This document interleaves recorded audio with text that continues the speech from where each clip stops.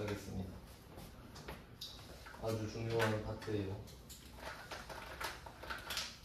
지금 3주 남았는데 아마 한 주는 요거 자산을 마무리하는 데 쓰고요. 그리고 다음 주는 부가가치세, 그 다음 주는 기출문제, 이렇게 해야 될 것 같아서, 그럼 부채랑 자본 뭐 이런 거는 할 시간이 없다는 소리니까 알아서 들으라는 소리죠. 그래서 아마 조금씩 정리를 해가지고 지금 시즌 4를 찍고 있는데 시즌 3 거를 이제 갖다 붙이겠죠? 자연스럽게. 일단 뭐 시즌 3 거를 슬슬 보시면 됩니다. 부채부터. 아마 부채부터는 안 할 것 같아서. 근데 부채 부분은 여러분이 들으면 좀 이해가 되실 거고요. 근데 자본 같은 경우는 좀 어려운데 좀 시간이 좀 없을 것 같다, 이것까지 안 될 것 같다면 좀 자본을 후순위로 두시는 게 좀 전략적으로 낫긴 해요. 일단 자산 부채가 가성비가 좋아서 그래요. 그래서 자본 듣고 도저히 이해가 안 된다면 좀 뒤쪽으로 빼두시고 다른 것부터 안정화를 시키는 게 좀 낫습니다. 네, 그리고 이제 슬슬 기출 문제를 한 번씩 그냥 훑어보세요. 그 일반전표 문제 보면서 내가 아는 게 뭐 몇 개 정도 있나? 그래야 좀 자극이 되거든요. 그냥 계속 넣기만 하는 것보다는 기출 보고 아 이렇게도 나오는구나, 내가 아는 게 별로 없네, 그럼 좀 열심히 해야겠다, 이런 것도 동기부여가 좀 되니까 한 번씩 그냥 보세요. 기출 문제도 풀어보라는 게 아니라 그냥 이런 구조구나, 60분 안에 풀 수 있을까, 이런 거 생각해봐야 돼 계속. 그럼 유형자산을 하겠습니다. 유형자산은 비유동자산이죠. 가장 중요한 파트입니다. 비유동자산에서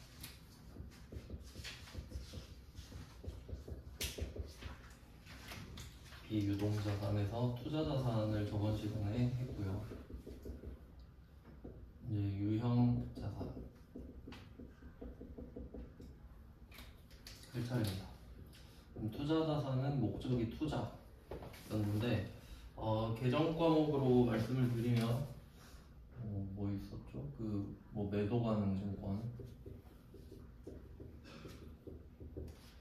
만기 보유 증권, 네, 이렇게 해서 이 두 개랑 당좌자산에서 배웠던 단기 매매증권까지 해서 유가증권 조합이 하나 더 만들어지죠. 입체적으로 보라 했죠? 왼쪽 순서대로도 보고 유가증권별로 또 모아서 보고. 그리고 투자부동산도 있었죠. 투자부동산은 투기 목적의 건물과 땅이었어요. 투기 목적, 그러니까 목적이 중요했죠.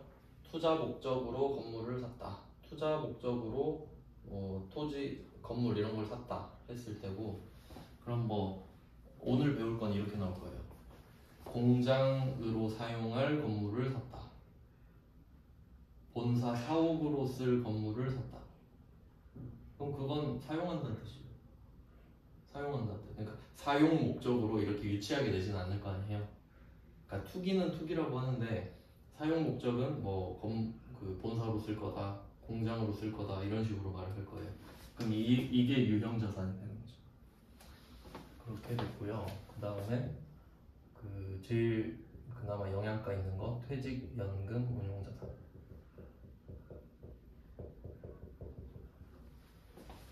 이 정도로 정리가 되죠. 그래서 뭐 비중이 크지는 않았고요. 그나마 좀 중요하다라고 하면 퇴직연금 운용자산이랑 매도가능증권 정도가 될 것 같아요. 얘 둘을 그나마 중점적으로 보시면 될 것 같습니다. 그 다음에 이제 유형자산을 하는데 얘는 계정 과목이 엄청 많아요. 그 사용할 목적으로 갖고 있는 물건들이라서, 그래서 계정 과목은 그냥 하면서 하나씩 알려드리고, 어차피 이게 다 답이죠. 경계만 잘 쳐놓으시면 되거든요. 제 기준으로 좀 중요한 것부터 앞에서 나열했거든요. 앞에서부터 일단 목적은 사용이라는 거 알고 계시고, 사용.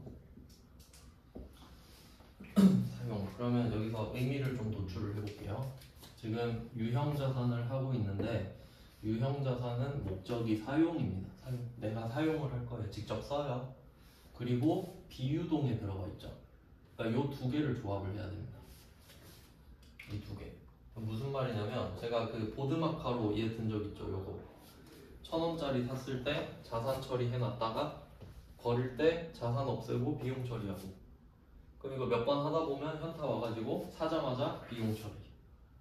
그 얘도 사용 목적 맞죠? 근데 기간이 유동이잖아요. 그럼 유동은 어차피 올해 안에 다 쓸 거 아니냐 이런 생각이 깔려있기 때문에 사자마자 비용 처리를 하는 게 효율적이죠. 그냥 우리 입장에서 어차피 자산했다 비용 하나, 바로 비용 하나, 결과가 같다면 어차피 똑같은 거 아니냐. 그래서 사용도 기간에 따라 달라지는 거죠. 사용 목적이라고 했을 때 단기가 되면, 단기는 뭐 유동이랑 같은 뜻으로 보시면 돼요. 비용 처리가 효율적인 것 같아요. 어차피 뭐 다 쓸 거니까 올해 안에. 이렇게 생각해 보면 좋을 것 같은데, 내가 이 물건을 사요. 보드마카를 딱 사면서 그 생각을 하는, 기준을 정해주는 거예요. 이게 12월 31일까지 있을까? 그럼 그게 기준인 거예요. 없겠죠. 저도 없을 테니까. 그러면 비용 처리. 어차피 없을 거 아니에요. 그럼 지금 없으나 그때 없으나 똑같은 거 아니냐. 이해되시죠? 그러니까 우리는 12월 31일이 기준이잖아요, 사실. 그때 없으면 지금 비용 처리해도 되는 거 아니에요? 그러니까 비용 처리를 하자. 이해됐죠? 그 다음에 장기. 장기는 비유동. 자, 얘는 이제 어떻게 할 거냐 이거죠. 자, 얘는 이제 이걸 우리가 지금 배운다 이거죠. 그러니까 얘는 지금 보면 유형 자산으로 한다 그랬잖아요. 그러니까 지금 자산 처리를 해가지고 천천히 비용 처리를 할 겁니다. 그리고 이 중간에 감가상각이라는 이슈가 있어요. 이렇게 돼요. 그러니까 어쨌든 결과는 같아요. 결과는 같아요.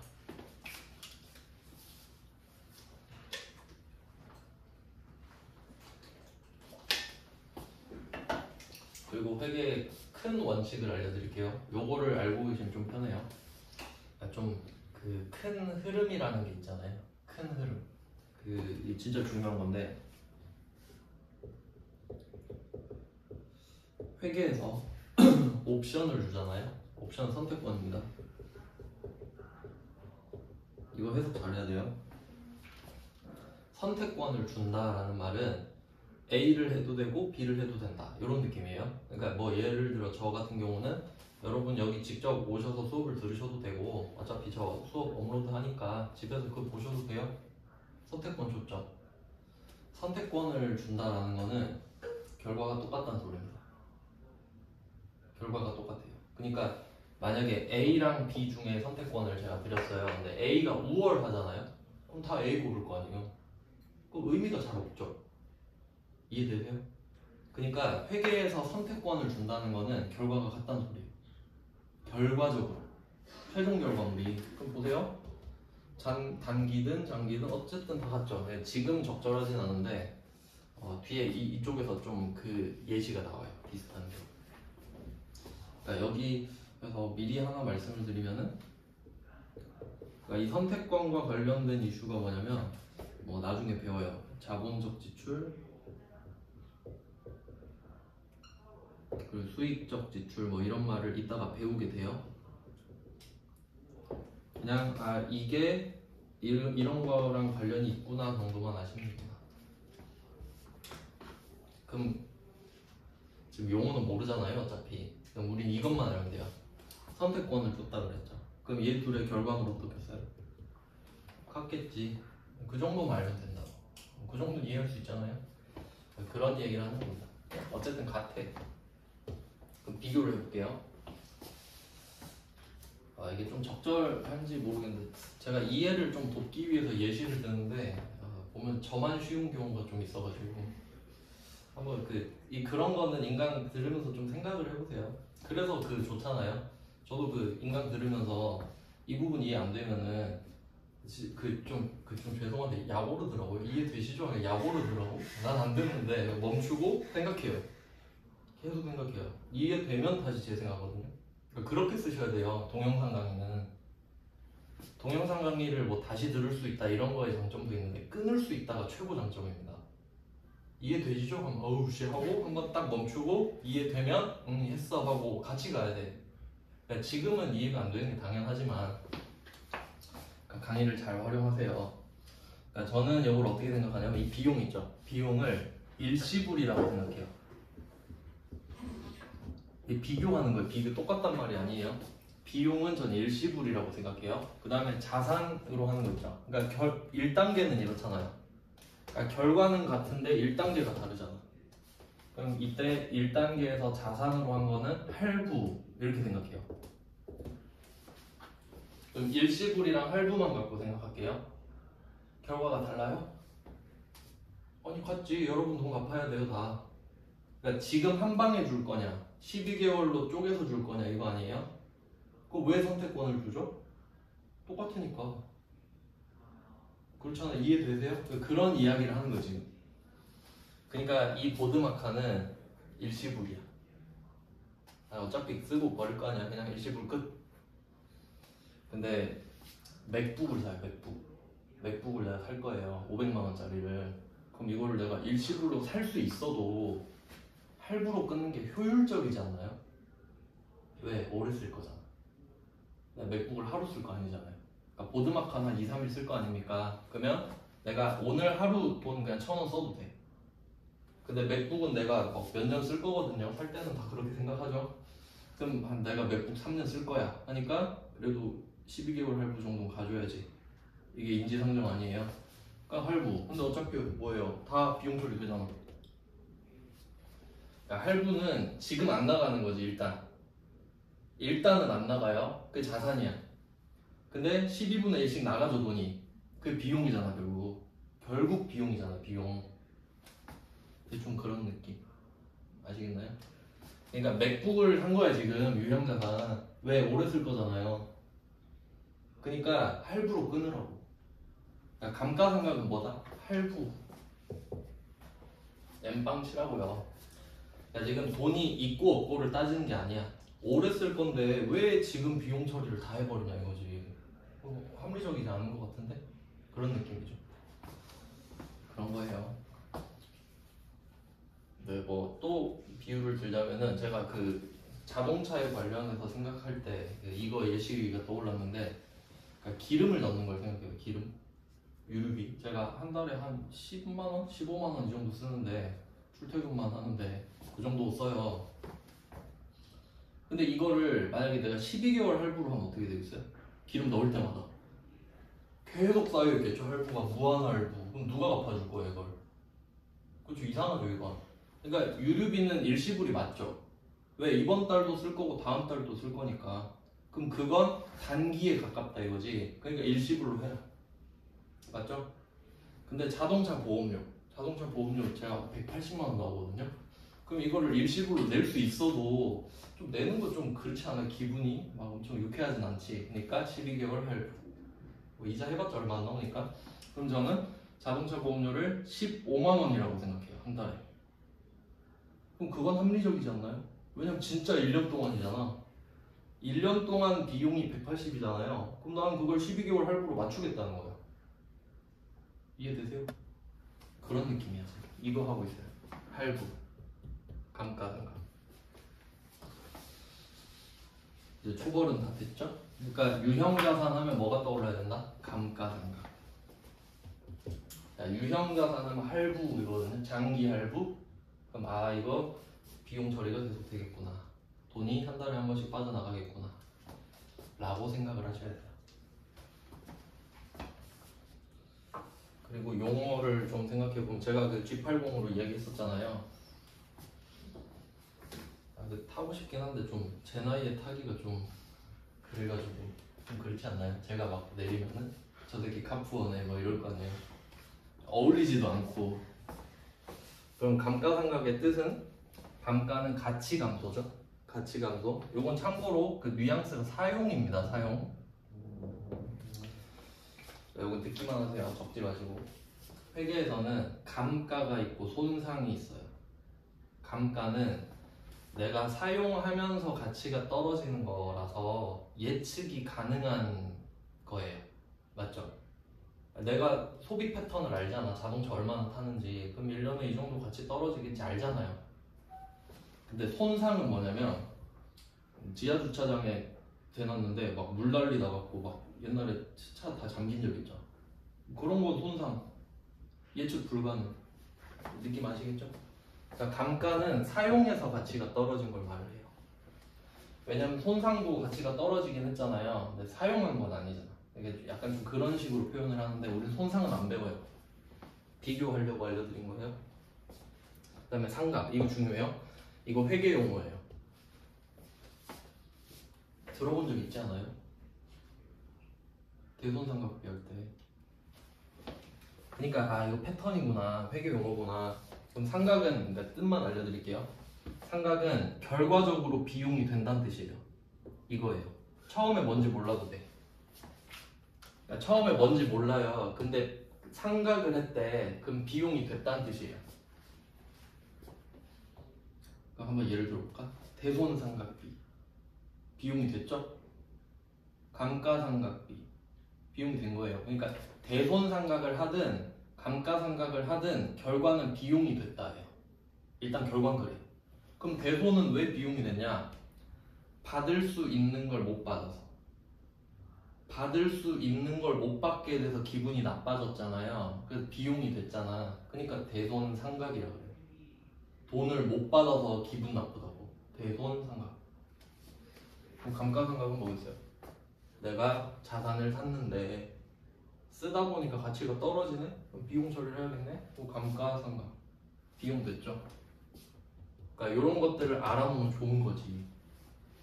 이런 걸 많이 알고 있으면 찍어서 맞히는 거예요. 그러니까 배경 지식이라 그러죠. 아까 제가 말씀드렸죠. 옵션 주면 결과 똑같다. 그럴 수밖에 없죠, 생각해보면. 근데 자동차 옵션 같은 경우는 자동차 옵션 내가 고르잖아요. 뭐 풀옵을 할 건지 깡통을 할 건지. 근데 그건 돈이 따라가잖아요, 같이. 그러니까 선택권을 주는 게 맞아. 그러니까 더 고르고 싶으면 돈 더 내라 이거지. 선택권을 주는 거잖아요. 그러니까 그거랑 조금 다르긴 해요. 지금은. 네, 그런 내용입니다. 삼각형. 제가 이거 안 지 얼마 안 됐거든요. 계속 배우죠. 근데 저는 그 생각을 해요. 하면서 혹시 나 틀린 게 없을까? 그 생각을 한 번씩 검색해 보거든요. 틀리면 와 소름 쫙 돋으면서 다음번에 고쳐야지 이런 식으로 계속 해야 돼요. 네, 틀린 것도 사실 많죠. 그러니까 다 믿으면 안 돼요. 그러니까 공부 방식을 배우는 거지 제 말을 다 믿으면 안 돼요. 거짓말 친다는 건 아닌데 틀린 게 있을 수도 있죠. 저도 계속 배우는 중이니까. 대충은 다 맞아요. 용어 같은 게 조금씩 틀릴 수 있죠. 그럼 이제 틀을 잡았고요. 이제 하나씩 봅시다. 첫 번째 주제는 에어컨으로 해놨네. 에어컨이죠. 125번 보시면 비유동자산의 일반전표 5페이지 125번 7월 7일에 사무실에서 사용할 에어컨. 그럼 이걸 보면은 항상 여러분 계속 하셔야 돼요. what은 에어컨, why는 사용. 맞죠? 그럼 에어컨을 뭐라고 부를 거냐? 사용할 건데 이런 걸 비품이라고 부릅니다. 어렵지 않죠? 사무실에서 쓸 에어컨을 비품이라고 하겠다. 그리고 그런가 보다 할 수 있고. 이걸 수연전자에서 200에 구입을 했고요. 그 대금은 2주 후에 지급하기로 했다. 이걸 우리가 외상이라고 하기로 했죠. 오늘 물건을 받았는데 오늘 돈을 안 준다? 외상. 2주든 3주든 3년이든 상관없죠. 그럼 개정 과목 생각해 볼게요. 에어컨은 비품. 왜? 사용할 거니까. 그러니까 사용할 에어컨까지가 비품이에요. 에어컨 비품 하면 안 됩니다. 말 안 돼요, 그러면.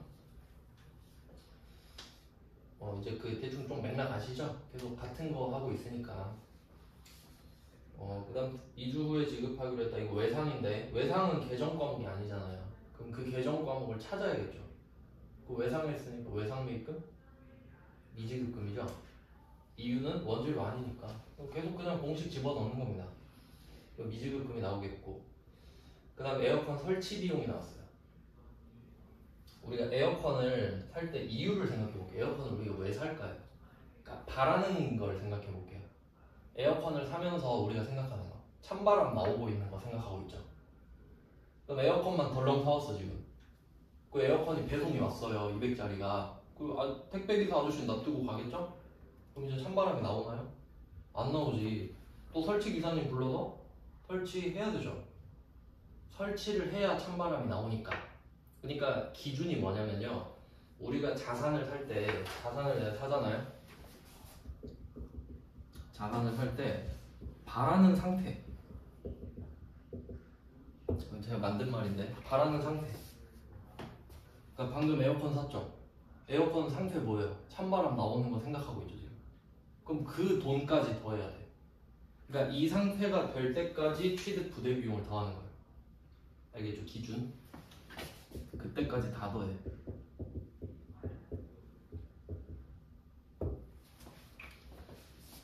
그러니까 더하는 겁니다. 얘는 바라는 상태가 아직 안 됐으니까. 네, 예시를 잘 많이 알고 계셔야 돼요.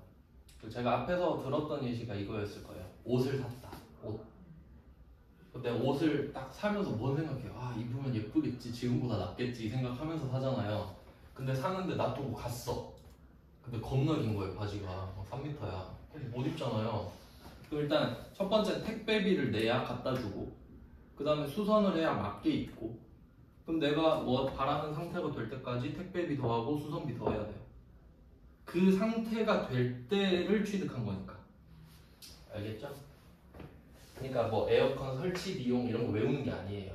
그냥 그 상태가 뭘까? 뭐 다 더하면 되지, 이런 느낌으로. 그래서 비품은 얼마죠? 225만 원 이렇게 돼요. 그리고 괄호 안에 에어컨은 자산으로 처리할 것.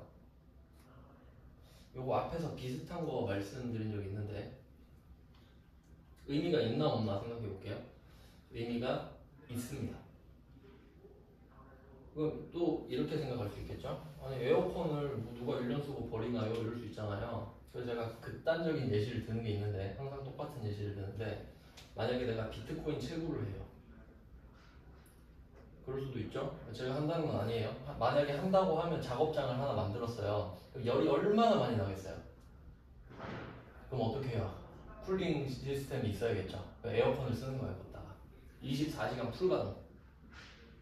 그럴 수 있죠? 그러면 그 에어컨은 정상적으로 뭐 몇 년 쓸 수 있을까요? 아니야. 얘는 1년도 못 쓰고 갖다 버려야 돼. 또 갈고 또 갈고 그래야 돼. 컴퓨터처럼. 맞죠? 그럼 그때는 우리 입장에서 에어컨은 자산보단 비용이 좀 더 적합하겠죠. 이해되시죠? 그러니까 목적에 따라 다르다는 거지. 그러니까 에어컨을 누구는 풀가동하고 누구는 막 1년에 한두 번 틀고 그러잖아요. 그럼 1년에 한두 번 튼다는 소리야 지금. 자산으로 하겠다는 소리는 맞죠? 그 정도 뉘앙스까지 파악하면 제일 좋지. 네, 그러면 그렇게 되고, 그러니까 비용으로 처리하라고 하면 소모품비를 쓰신대요. 의미가 있다는 소리예요. 당연한 거 아니에요. 그래서 비품 자산으로 하라고 했으니까 플러스 25만 원, 미지급금 200 하고 보통예금 25만 원입니다.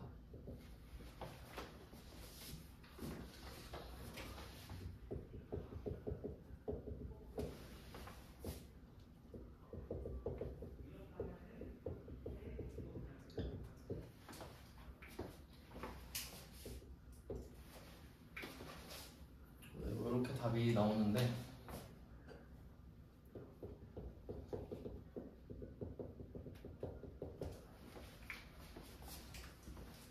이제 좀 아시겠지만 그게 답을 적잖아요. 이 답을 그 적는 과정 있잖아요. 적어놓는 거 되게 형식적이에요. 그렇잖아요. 이거 그냥 길 가는 사람 보여주면서 이거 따라 적으세요 하면 따라 적을 거 아니에요. 근데 중요한 거 뭐겠어요? 머리에 이 생각이 드냐고. 그래서 이거를 그냥 적는 건 표현하는 방법이지 아는지 생각하는 게 중요하다고 말씀드리는 거예요. 그 뭐 좀 회계세법 쪽에 그 어려운 공부, 뭐 회계사, 세무사 공부 같은 것들은 이걸 시험에 내진 않거든요. 근데 그 문제를 해결할 때 이걸 해야 해결이 돼요. 네, 어떤 느낌인지 아시겠나요? 그러니까 얘는 도구예요, 그냥. 그러니까 답을 바로 천재는 그냥 바로 답 찍을 수 있어. 근데 저 같은 바보들은 답 쓰면서 아 답이 이렇게 나오는구나 그러고 답을 찾는 거예요. 그 정도 용도예요. 도구. 네, 그다음 이제 126번을 가겠습니다. 아 이제 이게 중요한 건데 그럼 방금 비품이에요. 비품. 그러니까 비품에다가 그렇게 써놓으셔야 되죠. 자산으로 처리할 것에다가 비용도 가능하다. 가능은 하다. 자산 비교해서 비용 써놓으시고 그 비용 이름이 뭐냐? 그럼 소모품비. 소모품비. 사무용품비도 있는데 그런 거는 뭐 중요하진 않고요. 소모품비는 비용이니까 800까지 같이 가야 돼요. 사무식이니까. 네, 그 정도까지 그냥 생각을 해보시면 되겠죠. 그러니까 무슨 의미가 있는지 생각해 보는 거예요. 그 다음에 126번부터는 주제가 바뀝니다. 자동차로.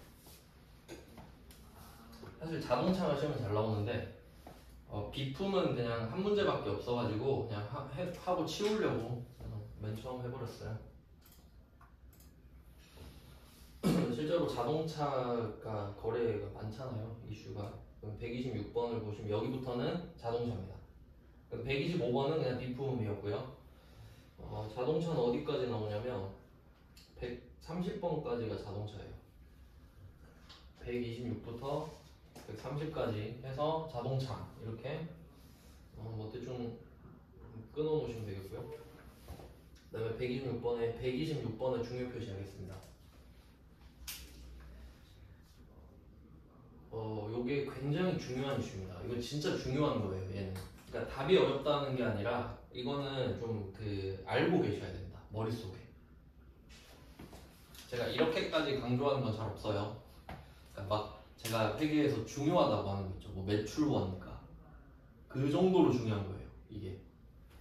그러니까 나머지는 솔직히 그냥 들어왔다 까먹었다 들어왔다 까먹었다 이래도 돼요. 다시 살리면 되니까. 근데 매출원가 하고 126번 이런 거는 안 돼요. 이런 거는 반드시 기억하셔야 돼요. 그래야 아는 척하기가 좋아요. 가성비가 좋은 주제다.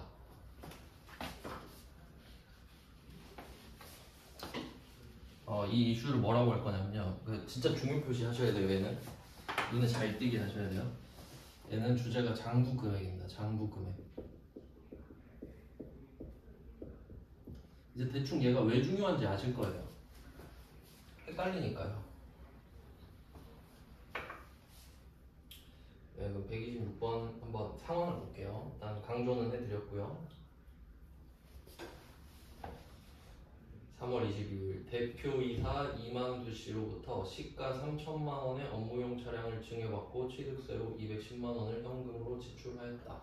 되게 간단하죠? 상황은? 실제 상황을 생각하셔야 돼요.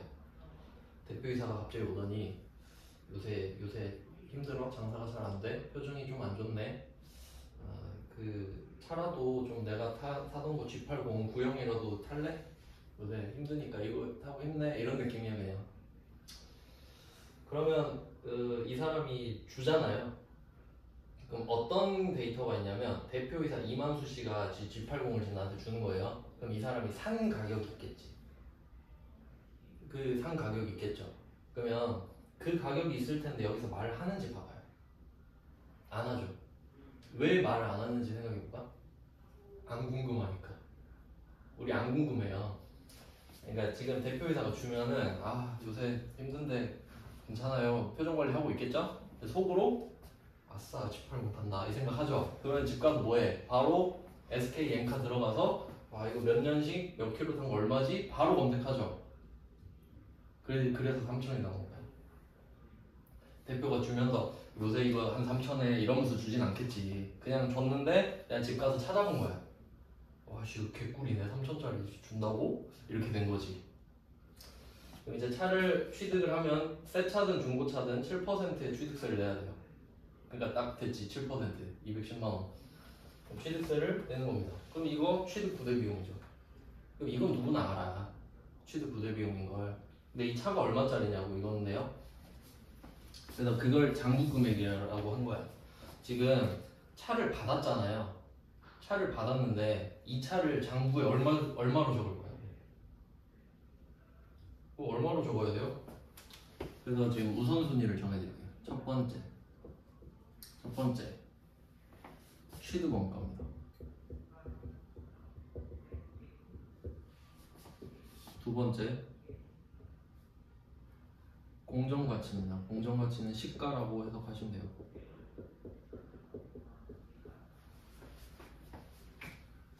우선순위입니다. 이거 둘 중에 골라잡아가 아니에요. 이 말은 취득원가가 있으면 취득원가를 쓰란 소리입니다. 맞죠? 그러니까 둘 다 있으면 뭐 쓰라고? 취득원가를 쓰세요. 근데 누가 와서 그러겠죠. 저는 취득원가가 없는데요? 그런 게 어딨어? 하니까 저 차 받았어요. 이럴 수 있죠. 지금 취득원가 빵이지. 그럼 빵원 이렇게 적어요? 빵원 적으면 안 적는 건데. 그럼 안 적는 거랑 똑같잖아요. 그럼 안 되니까 2번을 쓰세요. 이렇게 된 거예요. 이해돼요? 내가 취득을 했는데 빵원 들여서 취득했잖아 지금. 그러니까 얘는 1번을 쓰면 안 돼.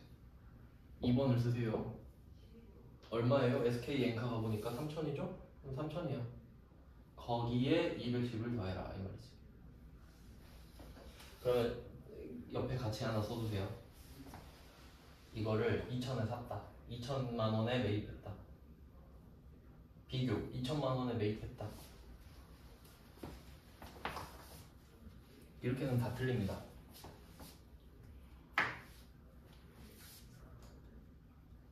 생각해 볼게요. 그러면 이 차는 SK 엔카에서 3,000이에요. 대충 3,000 정도 돼요. 평균 시세. 근데 이걸 2,000에 산 거야. 이것도 나쁘진 않죠. 2,000에 샀다. 어차피 뭐 회사 돈이니까. 그러면 취득원가가 2,000이고 공정가치가 3,000이죠. 그럼 뭘 쓰죠? 취득원가. 그럼 2,000은 2,000입니다. 그럼 취득세도 좀 줄어들겠죠? 140만 원으로. 이해되시나요? 그러니까 싸게 사면 그 지불한 금액이 장부 금액이 돼요. 싸게 사면. 근데 공짜로 받으면 취득원가가 없잖아. 0 이렇게 쓸 수 없잖아요. 그러니까 3,000으로 바꿔버려. 그렇게 하는 겁니다. 근데 그럴 수밖에 없지 않나요? 그러면 또 이걸 생각해 볼게요. 그럼 3,000은 납득되시죠? 시가가 3,000이니까. 그럼 이걸 이해를 해볼게요. 그럼 좀 더 와닿게 1,000만 원으로 해볼게요. 1,000만 원. 내가 이걸 1,000에 샀어요. 대표한테. 그냥 딴 데 파는 것보다 너한테 팔게 이럴 수 있잖아요. 근데 싸게 샀어요. 그럼 이걸 1,000으로 적는단 소리야. 맞죠? 그럼 이게 납득이 돼야 될 거 아니에요. 이해를 해야 되니까 이렇게 생각하면 돼요. 이 차는 사실 3,000만 원짜리죠. 근데 나는 1,000만 원밖에 안 썼죠. 그래서 1,000만 원이 되는 거거든요. 일단 왜냐면 1,000만 원이 나갔잖아요. 그러면 1,000만 원만 들어와야 돼. 그게 맞아요. 일단 등가 교환이니까. 근데 왜 그렇게 되냐? 이건 3,000인데 그럼 내가 이걸 3,000으로 만들고 싶잖아요. 그러면 이 차를 1,000에 샀죠. 그리고 바로 3,000에 팔면 돼. 그럼 인정해줘. 왜? 3,000이 들어왔으니까. 근데 지금 차가 들어온 거지 돈이 들어온 게 아니잖아요. 그러니까 이 차를 얼마로 적을 건지 이야기하고 있잖아 지금. 그러니까 얼마로 적을 건지의 문제지 이게 시세가 얼마냐가 아니에요. 알겠죠? 난 지금 회계를 하는 거지 중고차 딜러가 아니라고. 맞아요? 그러니까 얼마로 적을 건지에 대한 이슈를 이야기하는 거야. 얼마로 적지? 얼마 썼어? 1,000 썼죠? 1,000. 왜? 1,000 썼으니까. 얘 시세가 중요한 게 아니야. 여러분도 그렇게 쓰잖아. 가계부에 내가 20만원짜리 10만원에 사도 10만원 지출 이렇게 쓰지 20만원 지출 좀 이상하잖아요. 그런 느낌이라고. 회계라고. 회계. 그래서 이게 중요합니다. 아주 중요한 주제입니다. 그래서 여기다가 제가 말씀드린 대로 이거 1,000만원에 샀다 그럼 다 틀려요. 왜? 1,000이지? 3,000이지? 뭐지? 이러고 있다가 틀린 거야. 그래서 뭐 답은 쉬운데 이게 중요하다 알고 계세요? 이걸 또 꺼내서 쓸 때가 있을 겁니다. 뒤에 가면. 네, 그래서 답은 아주 쉬워요. 답은 차량 운반구로 쓰고요. 바퀴 달린 거 다 차량 운반구예요. 차량 운반구 3,000만 원 플러스 210인데 일단 이 3,000원에 대한 설명이 필요하겠죠. 돈을 안 썼잖아요. 요거에 대해서는. 그럼 3천은 뭐라고 할 거냐면 기분이 좋다. 3천짜리를 받아서. 자산 수증 이익이라고 합니다.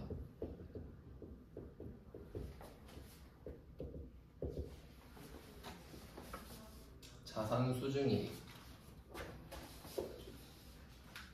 이름의 뜻이 다 있는데 자산은 아시죠?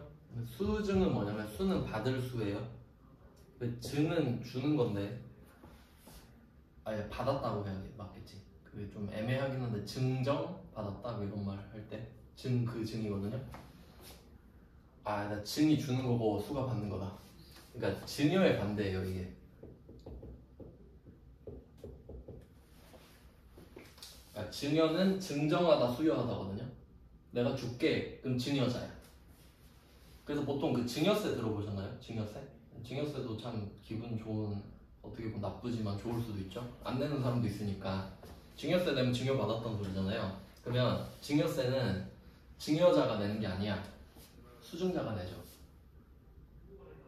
그렇잖아요. 내가 아빠가 아들한테 땅 주는데 땅 주고 세금도 내가 내? 나는 번 게 없는데? 내 아들은 땅을 받았잖아. 그럼 그거에 대한 세금 내야지. 그런 느낌이에요.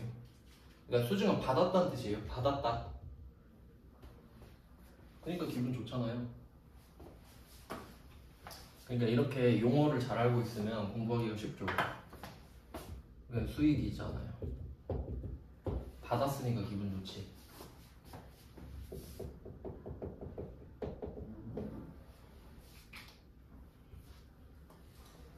그 다음에 자동차세까지 내달라 하면 안 되죠. 네, 자동차세는 내 돈으로 내야죠. 현금 210만원.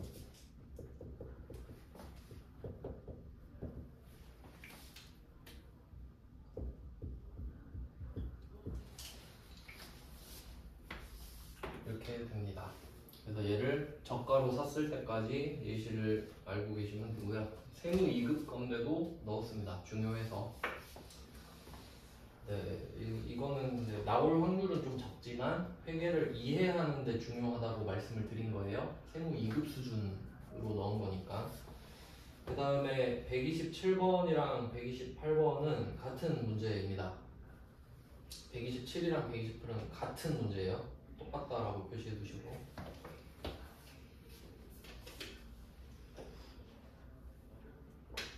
여기 중요 표시할게요.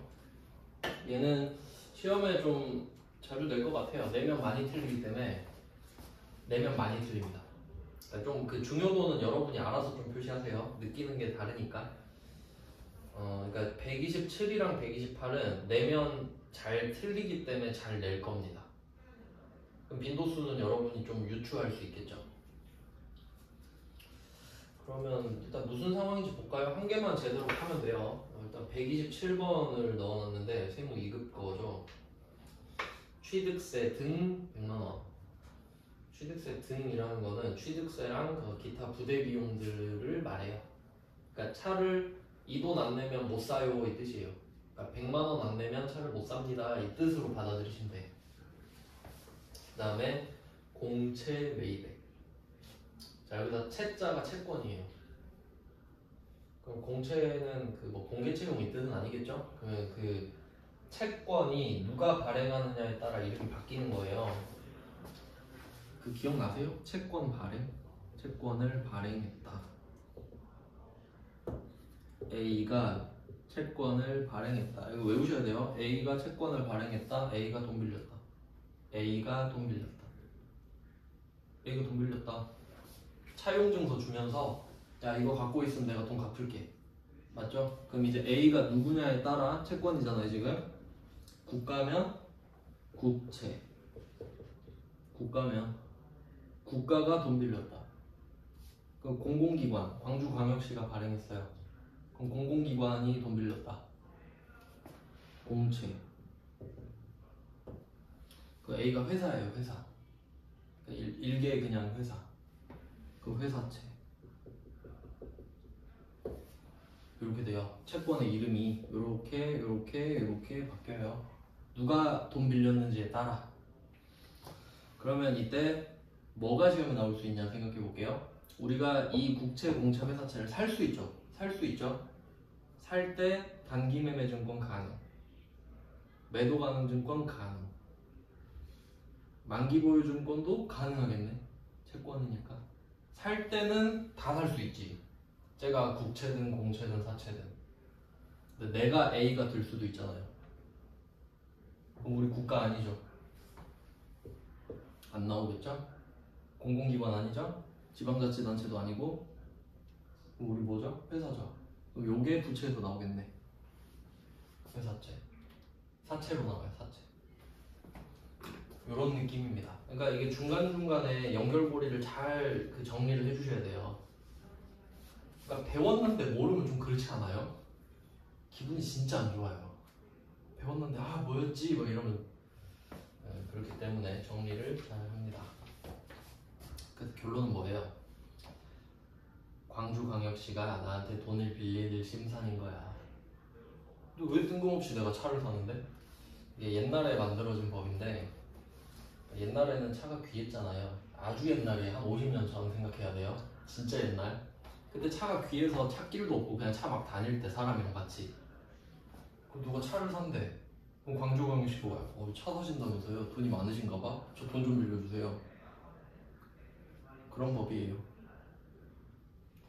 차를 산다는 게 돈이 많다는 뜻이잖아요. 그러니까 돈을 빌려달라 그래요. 그러니까 법으로 만든 거예요. 그래서 그 공채가 광주광역시가 돈을 빌리는 거예요, 나한테. 그럼 우리는 싫은데요? 이럴 수 있죠. 아니에요. 법으로 정해져 있어요. 빌려주세요. 그거예요.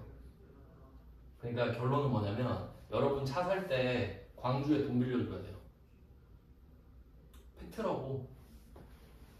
이거는 그냥 팩트예요. 그냥 실제 상황을 말씀드리는 거예요.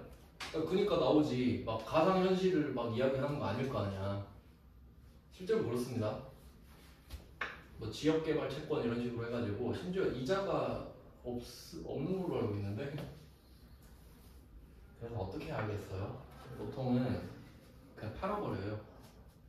싸게 팔아버린다고. 어차피 손해볼 거 아니에요. 금리 때문에. 그런 얘기를 하고 있어요. 그러니까 이게 배경 지식이 있으면 쉽지. 그냥 맞아 이런 일 있지. 아파트 살 때도 그렇고 건물 살 때도 그렇고 땅 살 때도 그래. 다 그래. 그냥 이게 팩트구나라고 이해하시면 되니까 외우는 게 맞겠죠. 법은 상황은 이해되시나요? 그러니까 우리가 지금 차를 산다 그러잖아요. 그럼 국가가 나한테 두 가지를 쪼는 거예요. 차 산 다음에 취득세 내야지. 근데 오히려 이건 납득이 쉽죠. 그냥 취득세 원래 내는 거지 이렇게 되잖아요. 근데 공채가 뭐지 이걸 모르니까 납득이 안 돼서 못 받아들이는 거거든요. 사야 돼요. 사야 되는 거예요 원래. 근데 이상한 점이 있죠. 공채 매입액은 25만 원이에요. 근데 공정가치는 20만 원. 그러니까 이런 거에서 걸리니까, 그러니까 납득이 안 가니까 못 넘어가는 거거든요. 그러면 우리는 금리를 배웠기 때문에 간단하게 설명하고 바로 넘어갈 수 있죠. 보통 만기가 5년일 거예요. 지역마다 다른데 광주는 5년으로 알고 있는데, 그럼 이 말은 5년 뒤에 25만 원을 받을 수 있다는 소리거든요. 왜? 공채 매입액 25만 원이잖아요. 그럼 원래 이거를 20만 원에 사야 돼요. 이유는 보시면 이게 4년치만 해도 여기에 플러스 5% 먹잖아요.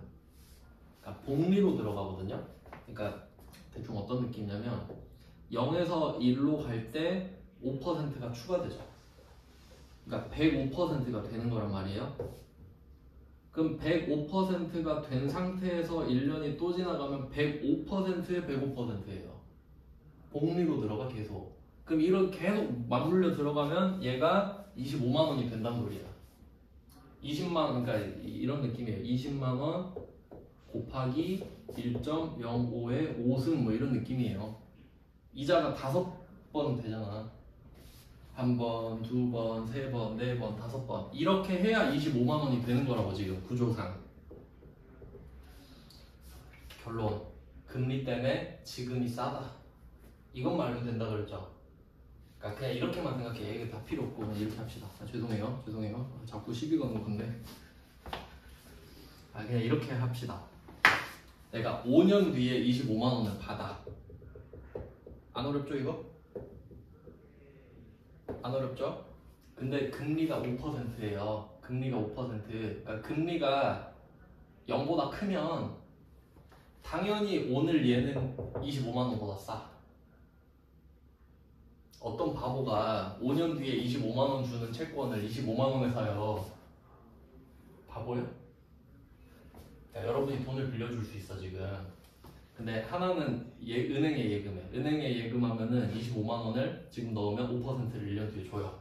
근데 A라는 애한테 돈을 빌려주잖아요. A가 이렇게 말해. 5년 뒤에 25만 원으로 줄게. 미친놈이야? 이래야지. 아, 여러분 돈이라 생각하라고요. 지금 여러분 돈이라 생각 안 하니까 이입이 안 되지. 미친놈이에요. 맞죠? 지금 미친놈이라고 이거. 미친놈이 나한테 돈 빌려달란다니까요? 근데 야 꺼져 이랬는데 나 광주광역시인데 감당할 수 있겠어? 너 차 갖기 싫어? 이런 거야. 아니요. 살게요. 이렇게 되는 거지. 그러니까 우리는 25만 원이 써있다는 이유로 25만 원에 사는 거야 지금. 말이 안 되죠. 그러니까 공정가치 20이 따로 있는 거라고요. 그러니까 이거를 여러분이 시장에 가서 사면은 시세가 20이에요. 20으로 결정이 돼 있는 물건이야. 왜? 5년 뒤에 25만 원을 받게 되니까. 그러니까 5년을 기다린 가치가 5만 원이란 소리지 지금. 그럼 내가 그걸 알고 사면은 그래 20에 사서 5년 기다려서 5만 원 먹지 뭐 이러면 되죠. 근데 얘는 5년 뒤에 25만 원을 받는데 나보고 25만 원을 내래. 너 미쳤어 하니까 아니 이거 법으로 정해졌는데 이런 거지. 그럼 어쩔 수 없죠 뭐. 그러면 한번 생각해봐요. 이거는 실제로 20만 원의 가치가 있죠. 근데 이걸 25만 원 주고 사야 되죠. 그럼 아까 그게 또 나온 거야. 126번에 있던 거. 그럼 제가 1번이 뭐라 그랬죠? 취득 원가라 그랬죠. 그럼 취득 원가가 얼마예요? 25만 원이죠. 이거 써놔야 돼요. 25만 원의 취득 원가. 25만 원에 지금 매입액이잖아. 매입액. 그 다음에 공정가치는 공정가치죠. 그럼 얘 2등이잖아요. 그럼 이론상 어떻게 해야 되죠? 25만 원이라고 해야 되죠. 그럼 25만 원이라고 적으려고 했다고 해봐요. 취득세부터 정리를 해봅시다. 자동차 끝내야 돼요. 자동차.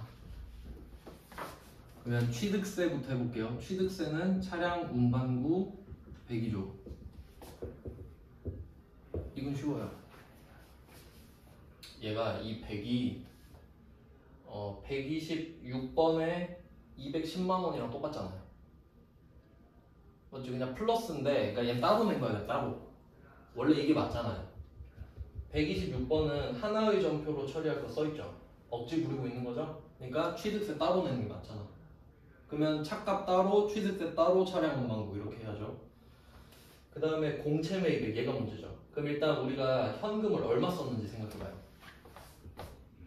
이럴 때는 제가 그냥 아예 따로 해버리라고 그랬죠. 취득세 100만 원 따로 적고, 그 다음에 얼마 더 낸 거예요? 20만 원 냈어요? 25만 원 냈어요? 25만 원 냈지. 매입액이라고 써있으니까. 그럼 여기에 25만 원을 플러스하면 되잖아요. 확신을 가져야 돼요. 확실한 것들은. 내가 지금 125만 원을 쓴 거야. 맞죠?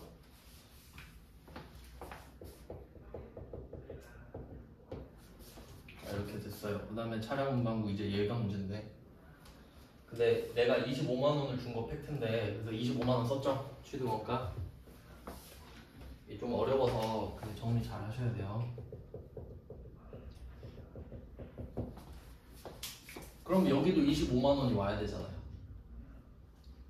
25만 원으로 지금 정해졌으니까 1등이니까.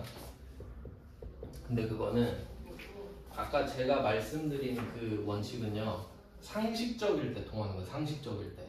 그러면 여러분이 시장에서 20만 원에 파는 물건을 25만 원에 산 적 있어요?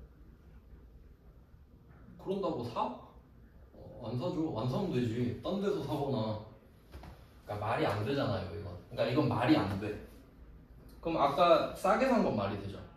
그러니까 여러분이 3천짜리를 2천에 살 수는 있잖아요. 왜냐면 내가 납득이 되니까. 근데 누가 2천짜리를 3천에 사겠냐고. 사진 않겠죠. 그럼 사면서 손실을 느껴야 되는 거거든. 근데 그건 말이 안 된다.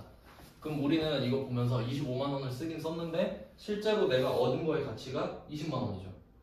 그럼 얘는 둘 다 써요. 그러니까 비싸게 살 땐 예외이기 때문에 아까 그 공식이 먹히지 않아요. 상식을 어긋나 버렸잖아. 그럼 상식이 어긋나는 케이스도 지금 있다고 지금 보고 있죠. 근데 그건 정부가 개입했을 때밖에 없어요. 우리가 싫어도 해야 되는 거는 정부가 시키는 것밖에 없잖아요. 그 외에는 다 자율적으로 행동하죠. 그러니까 예외는 정부가 꼈을 때밖에 없어. 그러니까 얘는 예외라고 하셔야 돼. 그러니까 126번은 원칙, 127번, 128번 예외가 돼버리는 거니까. 아시겠죠? 그래서 배치를 이렇게 해놓은 거예요. 그러면 차량 운반부에 더해야 되는 금액 요걸 찾을 건데 이게 되게 어렵습니다. 처음 배울 때. 한번 생각해봐요. 25만 원을 냈어. 그럼 내가 이걸 내고 얼마의 가치를 얻었는지 생각해야 돼. 나는 20만 원을 얻은 겁니다. 맞죠? 왜냐면 이걸 시장에 샀을 때 20이잖아요. 그러니까 20짜리를 25만 원에 산 거니까 20만 원의 가치가 있는 건 확실합니다. 맞죠? 그럼 걔를 뭐라고 부를 거냐 이거지. 여기 나와 있죠. 단기 매매 증권을 분류해라. 그러니까 갖다 팔아버릴 거야. 바로 딜러한테. 그냥 딜러한테 20에 팔아버릴 거야. 그러면 단기 매매 증권 20만 원이죠.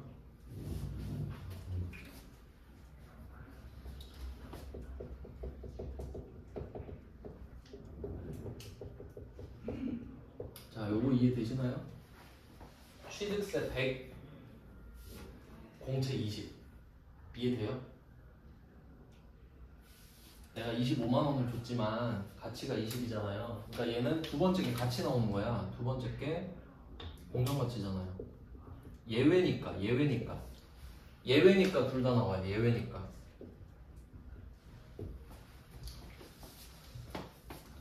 좀 중요하니까 강조할게요. 이거는 그 세무 2급 들어가서도 많이 물어보거든요.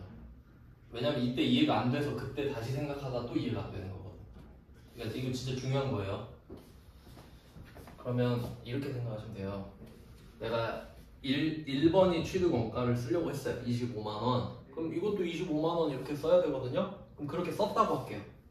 1번이 취득 원가니까 25만 원 쓰고 25만 원 딱 썼거든요. 근데 공인회계사가 감사를 할 때 거짓말쟁이 이런 거예요. 이거 20짜리잖아요. 아니 실제 20이잖아 이게 시세가. 그럼 우린 이렇게 말하죠. 아니 내가 25만 원 주고 샀으니까 25만 원이죠. 선생님 상식적으로 생각해보세요. 이게 20에 팔리고 있는데 25만 원이라고 쓰면 됩니까? 거짓말 아니에요? 그럼 또 할 말 없지. 맞잖아. 회계는 사실을 기록해야 되잖아. 그럼 내가 25만 원을 쓴 것도 사실이고 얘가 20만 원인 것도 사실이죠. 그러니까 예외적으로 같이 나오게 된 거야. 비싸게 사는 거는 상식이 없었으니까. 어쩔 수 없이 이렇게 돼버렸다고. 그러니까 그 126번에서 원칙을 설명드렸는데 그게 깨지는 게 이거밖에 없기 때문에 제가 바로 붙여놓은 거예요. 떨어뜨려 놓으면 또 막 이해 못할 거 아니에요. 그래서 이거 중요합니다. 그러면 얼마가 빵꾸 났어요 지금? 20만 원짜리를 25만 원에 샀잖아. 그럼 우리는 사면서 5만 원 손해봤네 이 생각하면서 샀죠. 근데 그건 말이 안 되거든요. 왜냐면 내가 쓴 돈만큼 가격이 같이 들어오기 때문에 절대 사면서 손해나 이익은 생길 수 없어요. 내가 한번 생각해봐요. 내가 3천짜리 자동차를 1000에 샀다고 했잖아요. 그러면 이 자동차를 1000으로 적었죠. 그럼 내가 1000 썼으니까 자동차 1000. 그럼 딱 맞잖아요. 그러니까 수익 2000을 인식하지 않고 1000에 들여오잖아. 그럼 이거를 3000으로 만들고 싶으면 팔면 된다 그랬지. 그러니까 파는 행위를 통해서 2000을 실현할 수 있는 거거든요. 알겠어요? 그러니까 결론은 뭐냐면 내가 쓴 돈이랑 이 자산의 가격이 맞아야 된다는 거지. 팔면 3000으로 인정해주지 4월 때 3000으로 적지 말란 소리잖아요. 그러니까 네가 1000만 원을 썼는데 어떻게 자동차가 3000이냐 이거지. 그래서 그렇게 쓰지 않도록 해놓은 거예요. 그러니까 취득 원가를 1등으로 해놨잖아요 지금. 근데 그렇게 하는데 얘도 그렇게 하려고 했잖아요.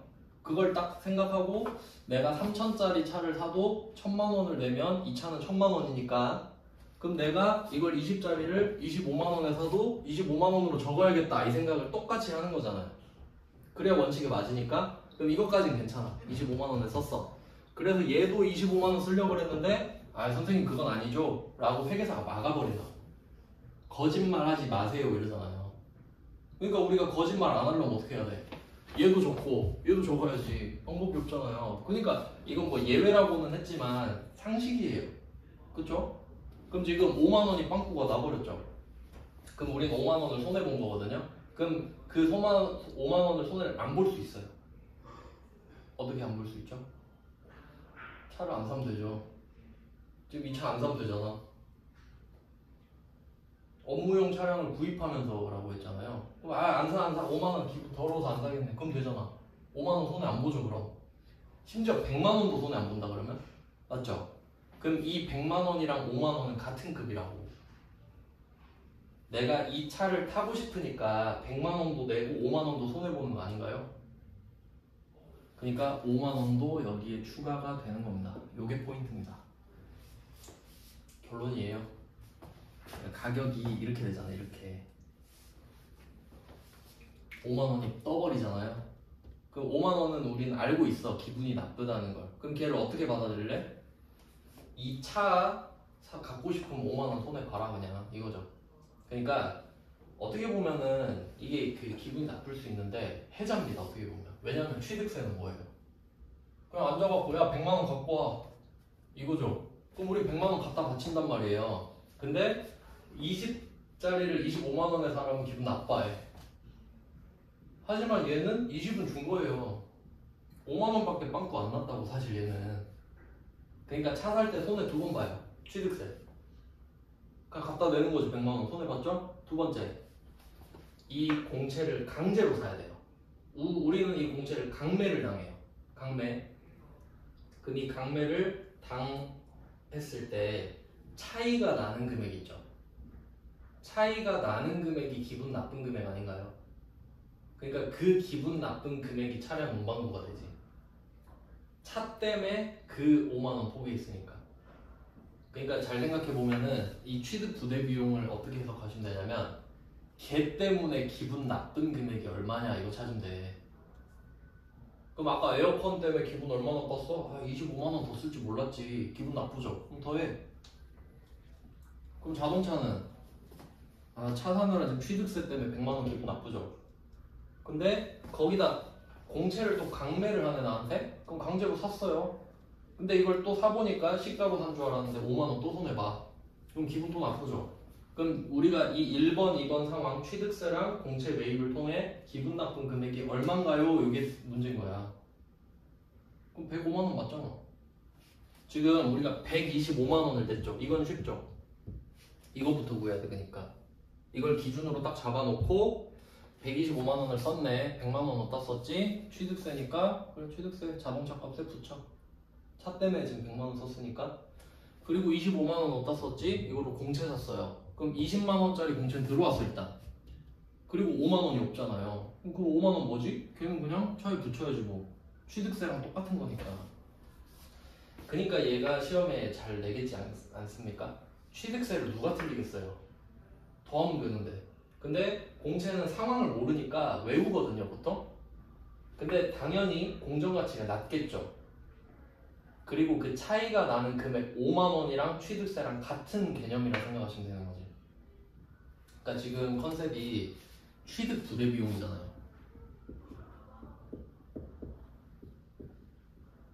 맞죠? 취득 부대 비용? 그러면 이 자산을 취득하기 위해서 얼마를 더 썼냐예요. 그러니까 차값은 이미 썼어. 차값은 이미 썼죠. 그래야 차를 사오니까. 거기다 취득세 더 냈죠. 100만 원.